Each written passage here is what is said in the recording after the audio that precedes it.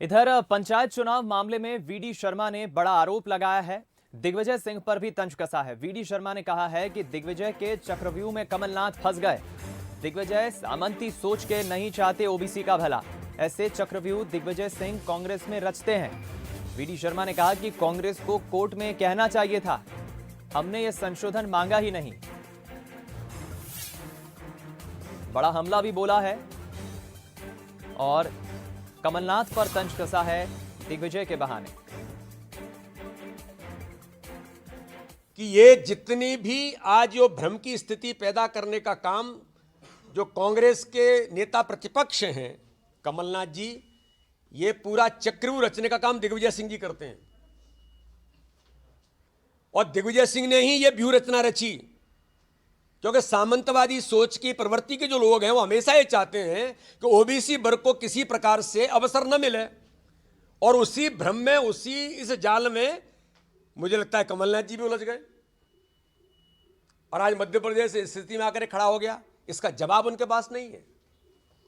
तो इसलिए ऐसी कोई भी चीज अगर थी कोर्ट के अंदर तो मैं यही कहना चाहता हूं कि वो माननीय सदस्य, उनको माननीय न्यायालय के सामने इस बात को जरूर कहना था कि साहब हमने आर्गुमेंट नहीं किया है और हमने तो ये रिलीफ मांगा ही नहीं है। तो देखा आपने, सुना आपने बीजेपी प्रदेश अध्यक्ष वीडी शर्मा को, और जिस तरह से पहले एक तरह से बहस चल रही थी बीजेपी और कांग्रेस के बीच पंचायत चुनाव को लेकर। पहले इस बात को लेकर बहस हो रही थी कि पंचायत चुनाव होने चाहिए या नहीं। कांग्रेस ने इसको लेकर याचिका भी लगाई कोर्ट में। जब हाईकोर्ट से कांग्रेस संतुष्ट नहीं हुई हाईकोर्ट के जवाब से, तो कांग्रेस ने सुप्रीम कोर्ट का दरवाजा खटखटाया और उसके बाद ओबीसी के मसले को लेकर काफी सियासत हुई। चलिए हम रुक करेंगे दो राजनीतिक मेहमानों का इस खबर पर बातचीत करने के लिए और उनकी प्रतिक्रिया लेने के लिए। योगेश यादव जी कांग्रेस के प्रवक्ता हैं, फोन लाइन पर हमारे साथ जुड़ गए हैं, और रजनीश जी भी हमारे साथ बीजेपी प्रवक्ता फोन लाइन पर जुड़ गए हैं। आप दोनों का बहुत स्वागत है। सबसे पहली प्रतिक्रिया योगेश जी आप ही की लूंगा मैं। बीजेपी के प्रदेश अध्यक्ष बड़ा हमला बोल रहे हैं और ये स्पष्ट वो ये कह रहे हैं कि दिग्विजय चाहते ही नहीं है, कांग्रेस पार्टी चाहती ही नहीं है कि प्रदेश में ओबीसी का भला हो। चक्रव्यूह दिग्विजय सिंह कांग्रेस में अक्सर रचते रहते हैं, क्या कमलनाथ उसमें फंस गए? देखिए, इसको बड़ा हमला नहीं कहेंगे, इसको एक हास्यास्पद स्थिति कहेंगे।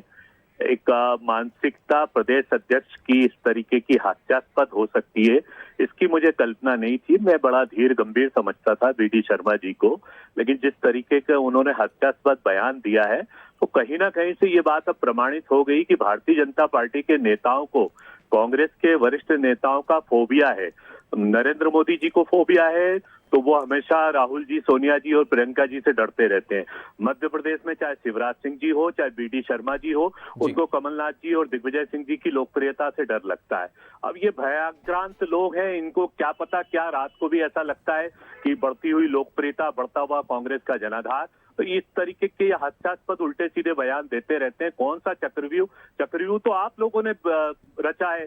आपने बैकवर्ड को नेगलेक्ट करने के लिए, पिछड़ा वर्गों को माइनस करने के लिए, ये स्पष्ट हो गया 15 वर्ष के आपके कार्यकाल में आपने क्या किया, विगत 1.5 वर्ष के कार्यकाल में क्या किया। आपने कोर्ट में शासन की तरफ से पैरवी की पिछड़ा वर्ग के लिए, तो आपकी पैरवी में दम नहीं था, औपचारिकता थी। भले ही चलिए मैं जवाब ले लेता हूं योगेश जी। नहीं, मैं बड़ी बातें करने वाले शिवराज सिंह जी क्या कहेंगे? के धरातल पर आपने पिछड़ा वर्ग की पैरवी नहीं की और आप तो इलेक्शन चाहते ही नहीं थे पिछड़ा वर्ग को साथ लेकर, क्योंकि आप स्पष्ट सामने नजर आ रहा है कि आपको अपनी हार दिख रही थी, इसलिए इलेक्शन को नहीं होने देने के कारण इतनी सारी विसंगतियां पैदा की आपने। चलिए, बड़ा आरोप तो योगेश जी भी लगा रहे हैं। रजनीश जी क्या कहेंगे? रजनीश जी आप सुन पा रहे हैं? जी को कांग्रेस का फोबिया होने का कोई कारण है नहीं, क्योंकि प्रधानमंत्री जी समझते नहीं कि इन लोगों के किसी ने काम की। एक बात, दूसरी बात, निश्चित तौर पर दिग्विजय सिंह जी की फैली हुई दुनिया में है। मेरा आह्वान है कि उत्तर प्रदेश में पत्रकार वार्ताएं, सभाएं करने के लिए दिग्विजय सिंह जी को, कांग्रेस को जरूर आमंत्रित करना भेजना चाहिए। में कमलनाथ जी के फंसने की है। एक कांग्रेस सरकार में मंत्री रहे, वरिष्ठ विधायक, वरिष्ठ नेता, आधा दर्जन से ज्यादा लोगों ने बार बार मीडिया में ये बात कही है जी। तो कांग्रेस छोड़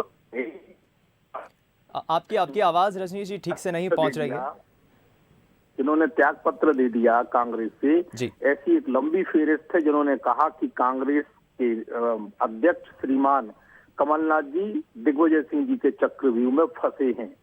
तो ये बार बार सिद्ध हुई है और वही कारण है कि ये कांग्रेस के जिस प्रकार के हालात बने हैं वो किसी से छिपे हुए नहीं है। रही बात पिछड़ा वर्ग की, तो पिछड़ा वर्ग के साथ में हर एक निर्णय उठाकर अतीत में उठाकर देख लीजिए, कांग्रेस ने केवल धोखा देने का, भ्रम फैलाने का काम किया है और भारतीय जनता पार्टी ने पिछड़ा वर्ग को न केवल सौगातें देने का काम किया है बल्कि तमाम प्रकार के नियम कानून बनाकर उन्हें लाभ पहुंचाने का भी काम किया है। लंबा सिलसिला है और मैंने कहा तथ्य पर चर्चा करके देख लीजिए तो वो पता चल जाएगा कि क्या इन्होंने किया सिवाय वर्ग लाने के।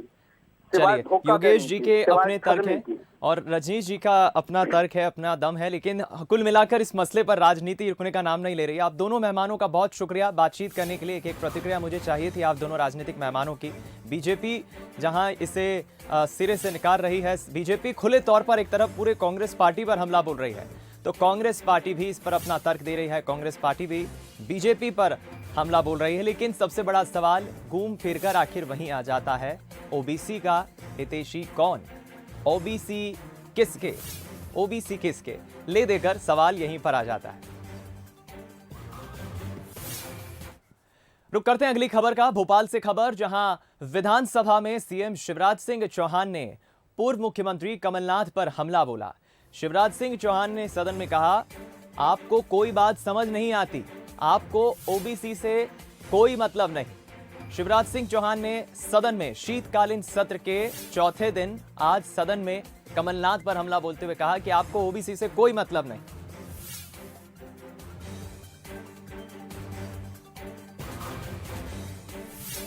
समझ में कोई बात आती नहीं है, ना ओबीसी से आपको मतलब है कि समझ में कोई बात आती नहीं है, ना ओबीसी से आपको मतलब है कि समझ में कोई बात आती नहीं है, ना ओबीसी से आपको मतलब है